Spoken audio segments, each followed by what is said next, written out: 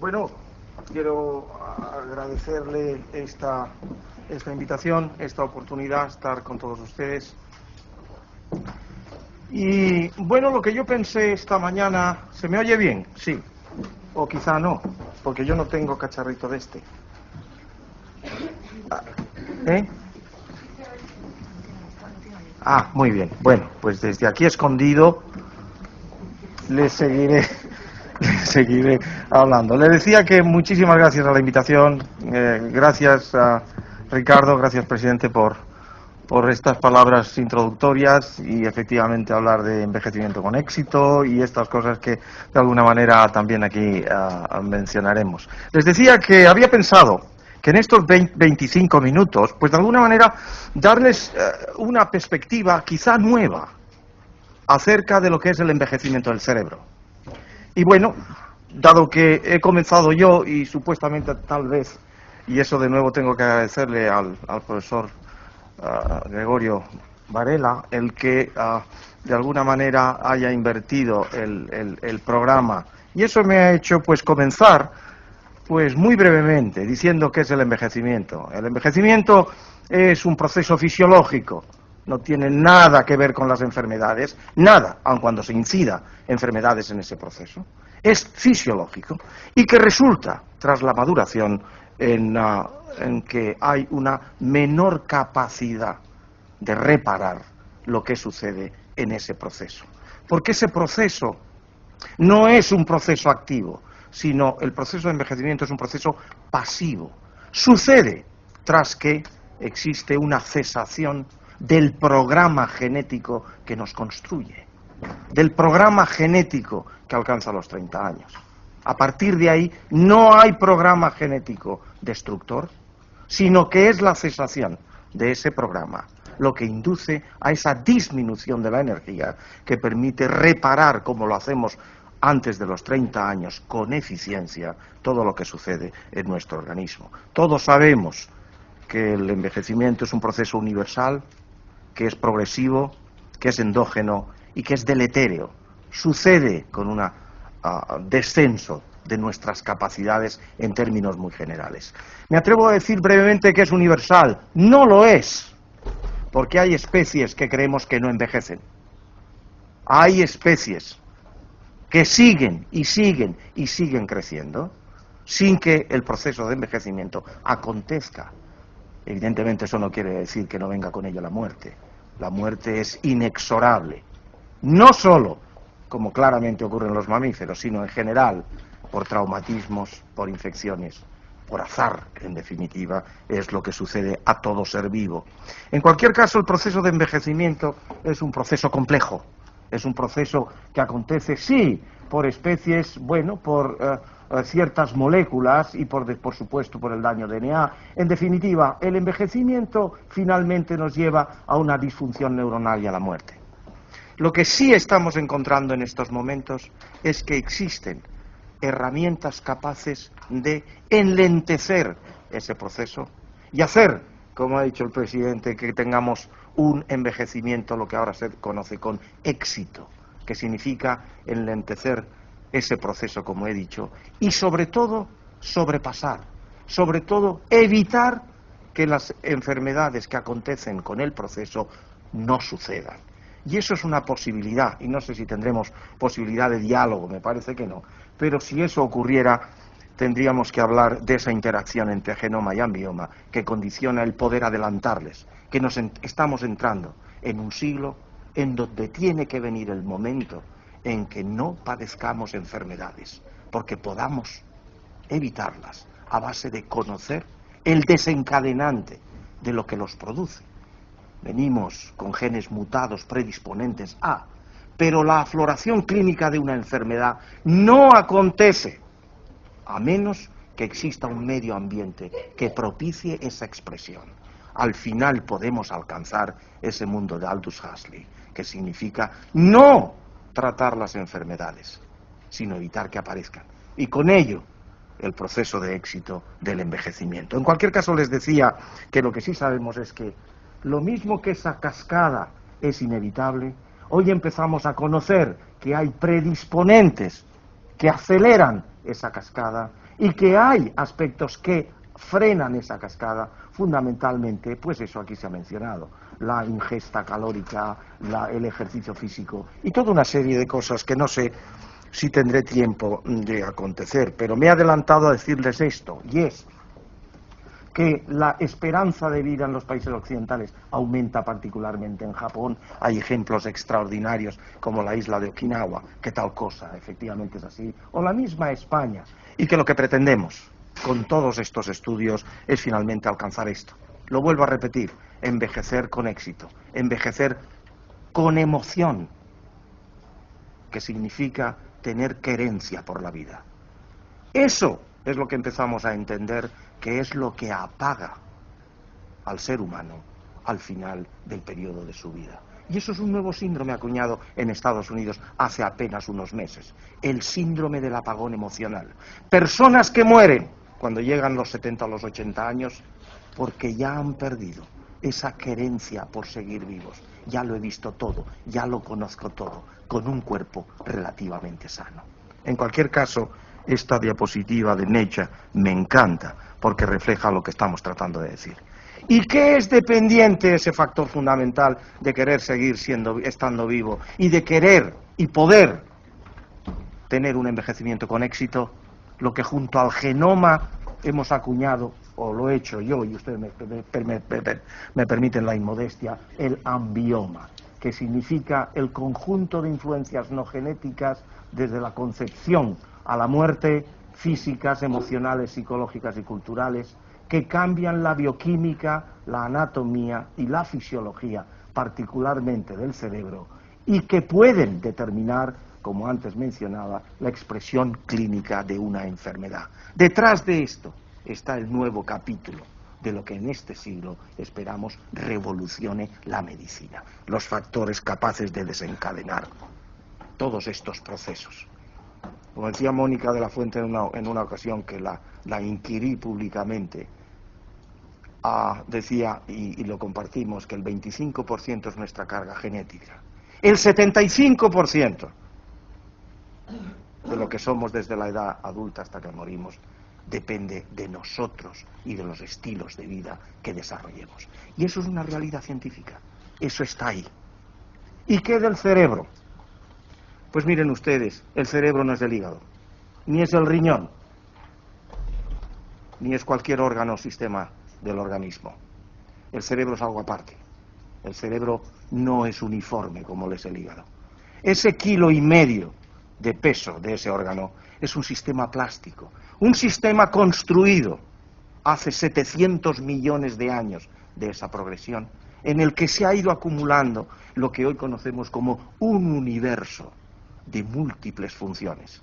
Por tanto, de lo que digo se deduce que el cerebro no envejece como el hígado, no envejece todo él de una forma sincrónica, no. El cerebro que tiene áreas diferentes, no las 51 áreas de Brodmann que todos ustedes conocen, porque cada área codifica para una o cientos de funciones diferentes, la misma área, como puede ser la corteza prefrontal, envejece diferentemente. Y lo que yo me he atrevido, y creo que lo estoy proyectando internacionalmente, es a reconocer que el envejecimiento del cerebro, que es un proceso fisiológico, ocurre de una manera asincrónica en función a las diferentes áreas. Lo segundo es que es un proceso que parece específico de cada área y relacionado con el sustrato neuronal, sináptico y molecular de esa área. Como resultante de ese proceso complejo y largo, ahí es nada, 700 millones de años. Que esa especificidad de áreas diferentes tiene que ver con la anatomía de las neuronas, y eso se ha podido ver, con la densidad del tejido en volumen en otras áreas, o con la dinámica de diferentes neurotransmisores que dan soporte a esta sugerencia que les estoy presentando a ustedes. Y lo que es todavía más nuevo, lo que es todavía más de impacto, lo que es de alguna manera que nos abre los ojos a los científicos, es que no solo todo el organismo es dependiente, como les decía antes, de los estilos de vida que uno desarrolla, es que posiblemente cada área o circuito del cerebro es dependiente en su envejecimiento del entrenamiento que hagamos en cada uno de ellos. Por eso hay gente que envejece muy tonta en muchísimas cosas y evidentemente muy lista en la parcela o en la parte del cerebro y sus circuitos que han codificado para la función que ha desarrollado toda su vida. Y esos son factores nuevos, lo que estoy presentando aquí, y rompedor en cuanto a que el cerebro no es un totum en el que él unísonamente, como lo es el hígado, envejece. Esa es una nueva perspectiva. Y estos son ejemplos. Hay áreas del cerebro que envejecen con el deterioro de sus neuronas, mientras que hay otras áreas que no envejecen y mantienen sus neuronas pujantes. Cuando medimos el volumen de tejido con resonancia magnética, podemos ver que en algunas áreas, efectivamente, a lo largo de la edad, hay un descenso de esa densidad del tejido, aunque lo extraordinario es ver que hay individuos en cada edad que mantienen una densidad idéntica a la que se tiene cuando se tiene 20 años. Son datos evidentemente estadísticos.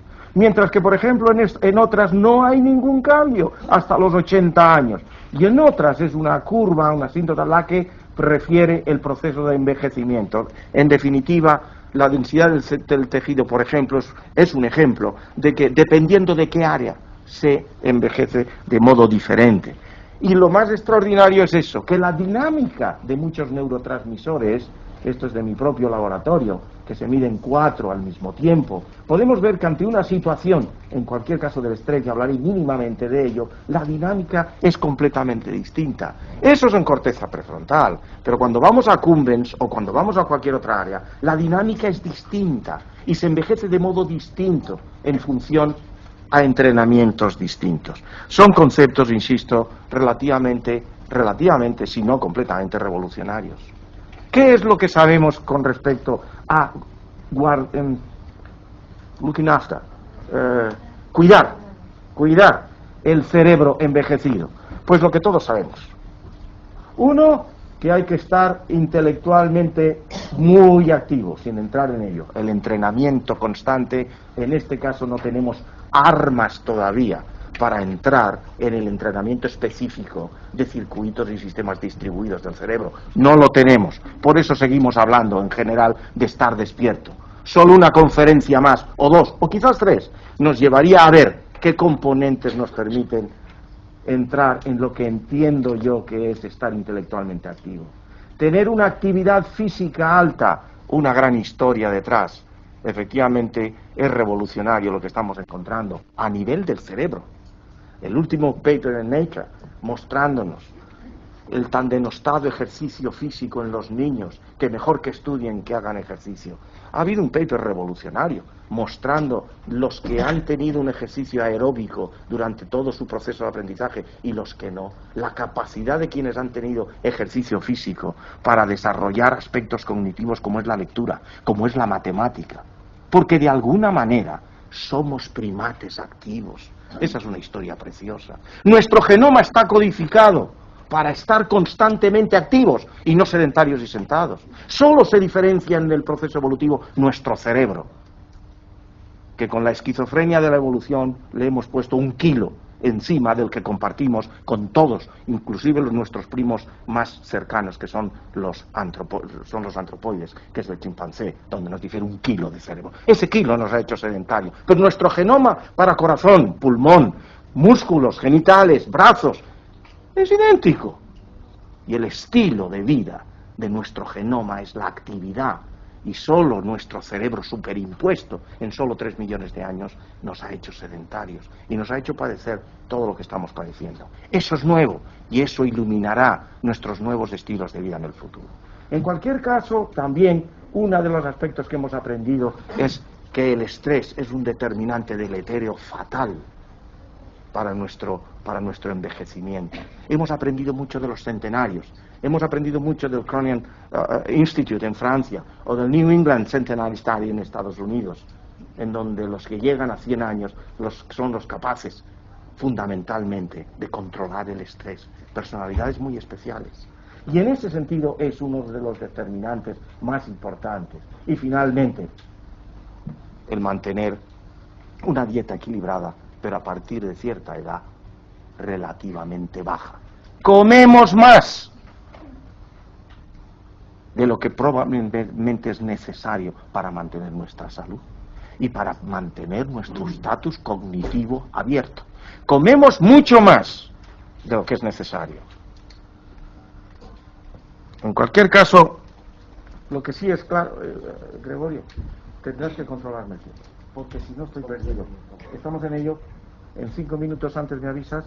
Bien, gracias, porque no llevo el tal. En cualquier caso, les decía que de lo que hoy estudiamos es la estimulación cognitiva, el ejercicio físico y la restricción calórica. 3 parámetros que hemos visto que son enormemente útiles a la hora de envejecer con éxito.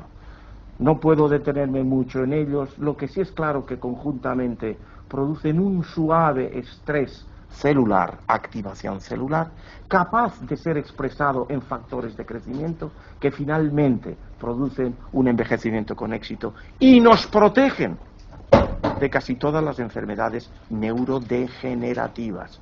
Si ustedes vieran en qué medida lo que es el ejercicio físico aeróbico, lo que es la estimulación cognitiva y la restricción calórica sobre un Parkinson o sobre cualquier enfermedad neurodegenerativa, verían ustedes lo que está ocurriendo actualmente. Y nosotros lo que pensamos es que, y estudiamos en nuestro laboratorio, es el enriquecimiento ambiental. Enriquecimiento ambiental que fundamentalmente es estimulación cognitiva y ejercicio físico, además de algunos otros parámetros en animales de experimentación. Y hemos visto, y estamos viendo, y está aceptado internacionalmente, que es un contrabalance al proceso deletérea de envejecimiento.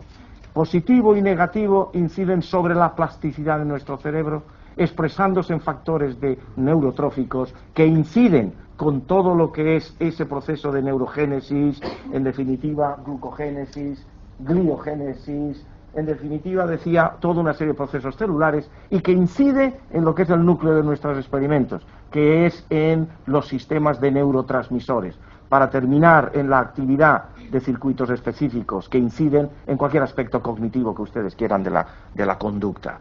Este ejemplo yo creo que les puede relajar 2 minutos ver cuál es mi preparación o nuestra preparación. Nuestros animalitos están en unas jaulas muy grandes que les permiten tener una interacción social, que significa un estímulo incluso social constante y por supuesto sensorial, les permite el tener una actividad física voluntaria, espontánea, constantemente, y desde luego les permite lo que es el estímulo cognitivo a través de la exploración de tubos que son constantemente cambiados. Eso produce un cambio del cerebro en unas áreas sí, en otras áreas no. En unos neurotransmisores sí, en unos neurotransmisores no. Haciendo eco y expresión de lo que hace un cuarto de hora les dije. El cerebro envejece asincrónicamente, envejece en función a las áreas del cerebro que codifican para funciones diferentes y específicas. Y con esto únicamente me llego al punto de decirle algunas experiencias mínimas, y con ello termino, acerca de ciertos experimentos en un área muy concreta del cerebro, que son, por ejemplo, la corteza prefrontal, que codifica, entre otras muchas cosas, para aspectos cognitivos, para aspectos que tienen que ver mucho con el estrés, sobre todo por una vía neuronal que algunos de ustedes conocerán, que es la vía mesolímbico o la mesocortical liberadora de dopamina en esta área del cerebro. Y lo que nosotros hicimos pues fue medir ante una situación de estrés la liberación de varios neurotransmisores en esta área del cerebro, en animales que han sido expuestos a este tratamiento de enriquecimiento y animales que han estado en situación sedentaria. Y vean ustedes en animales de 6 meses, 15 meses y 24 meses. 24 meses es una rata relativamente vieja, no estoy diciendo que sea muy vieja. Muy vieja significa 37 meses o 32 meses. 24 meses ya todo el mundo acepta que es envejecimiento. Y en cualquier caso vean ustedes, por ejemplo, que en el neurotransmisor dopamina no hay, ante una situación de estrés, no hay diferencia a lo largo de la edad. Sí la hay en cuanto a que desciende la cantidad de dopamina liberada en cuanto a la edad, pero no a la respuesta al estrés. Y en esa misma área en las mismas condiciones, dado que se trata de los mismos animales y en el mismo perfundido. Con estas técnicas medimos 4 neurotransmisores en el mismo perfundido y en el mismo animal. Vean ustedes que algunos otros neurotransmisores, y no entran funciones, aquí la acetilcolina sí cambia como tratamiento del enriquecimiento, que se mantiene en una respuesta mucho más baja. Y tiene que ver con esa capacidad de responder a las situaciones de estrés sin entrar en lo motor. En definitiva, otros neurotransmisores como es el glutamato, no hay cambios estadísticamente significativos ni entre el enriquecimiento, ni los controles, ni a lo largo de la edad, como tampoco algunos otros, como en este caso Salgado. Vean ustedes que hay una línea recta. ¿Esto de qué nos está hablando?